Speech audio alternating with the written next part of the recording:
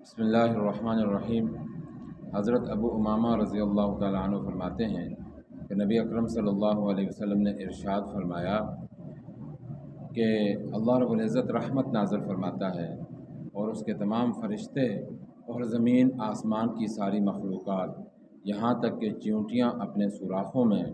मछलियाँ पानी के अंदर उस आदमी के लिए दुआए खैर करते हैं जो लोगों को भलाई और दीन की तालीम देता है।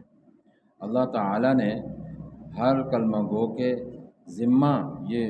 ड्यूटी लगाई है कि वो ख़ुद भी दीन पर अमल करे और ख़ुद भी दीन सीखे और दूसरों को भी दीन सिखाए। और जो बंदा